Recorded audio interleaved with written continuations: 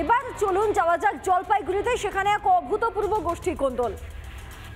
টাকা মানে তোলা না দিলে কাজ বন্ধ করে দেওয়ার হুমকি। আচ্ছা, এখানেই শেষ নয়, ঠিকাদারকেই তুলে নিয়ে যাওয়ার হুমকি। পাল্টা আবার ওই ঠিকাদারের বিরুদ্ধে অভিযোগ দায়ের, আবার অপর পক্ষ থেকে অভিযোগ দায়ের করা হয়েছে।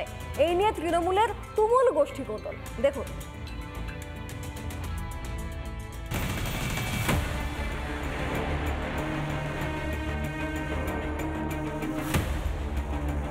আমার কাছে টাকা ডিমান্ড করা হয়। বলছিলাম কত টাকা লাগবে বলো, দেখবো তোমার কত টাকার কাজ, কত টাকার কাজ বলো। আমি বললাম যে কী হবে, 14 থেকে 15 লাখ টাকার কাজ হবে। তখন বলছিল তাহলে তো ভালো করে আমাদের দেখতে হবে এখানে কত টাকার কাজ আছে, ওই হিসাবে তোমার কাছে ডিমান্ড করা হবে। যদি আমার নাম করে কেউ পয়সা চায় সেটা আমাকে বলা উচিত ছিল বা প্রশাসনকে বলা উচিত ছিল।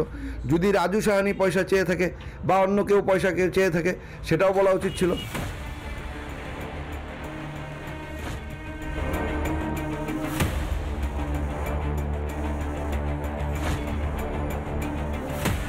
এই গোডাউনেই অভিযোগ যে স্থানীয় একজন ঠিকাদার বেলাগোবার বাড়ি, সেই ঠিকাদার এই গোডাউনের কাজটি নিয়েছে সাবে, এবং যদিও মেন ঠিকাদার অন্য আরেকজন রয়েছে, সেই সাবে নেওয়ার যে কাজ, সেই কাজের থেকেই তোলা চাইছেন বেশ কিছু এখানকার কর্মীরা, তৃণমূলের কর্মীরা।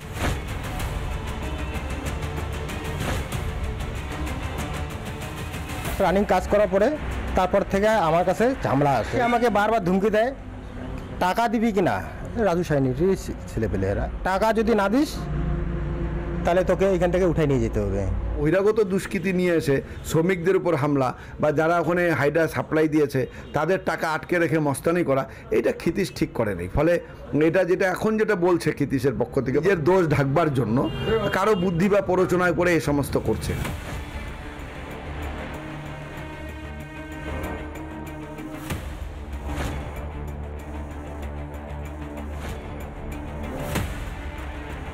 তপনবাবু বহিরাগত বলতে কাকে বলেছেন, উনি যদি কোনো নাম মেনশন করে থাকেন তাহলে সেক্ষেত্রে আমি বলতে পারতাম। আমি যতদূর জানি ওখানে ওই পরিমল অধিকারী বলে একটা ছেলে আছে এবং খালেদ এমডি, এরা কিন্তু দলেরই ছেলে, এবং পরিমল অধিকারী রানীনগর ইন্ডাস্ট্রি বেল্টে ও কিন্তু অ্যাসিস্ট্যান্ট সেক্রেটারির দায়িত্বেই আছে। মমতার জমানায় তৃণমূল আর তোলাবাজি কার্যত সমার্থক শব্দ হয়ে গিয়েছে। সেই সঙ্গে এসব কারণে রাজ্যের শিল্পী ভারিবা ভবানী বলে অভিযোগ। সেই অভিযোগেই যেন শিলমোহর দিল জলপাইগুড়ি, যেখানে রেহাই পেলেন না তৃণমূল কর্মীও। এখন দেখার যে এই শিল্পর ভবিষ্যৎ কি হয়, সেটাই কিন্তু এখন দেখার। জলপাইগুড়ি থেকে সুবীরেশ, রিপাবলিক বাংলা। নানা ধরনের কন্টেন্ট দেখার জন্য লাইক করুন, শেয়ার করুন আমাদের ফেসবুক পেজ, সাবস্ক্রাইব করুন আমাদের ইউটিউব চ্যানেল। পাশাপাশি অন্যান্য ব্রেকিং নিউজের জন্য অবশ্যই চোখ রাখুন রিপাবলিক বাংলায়।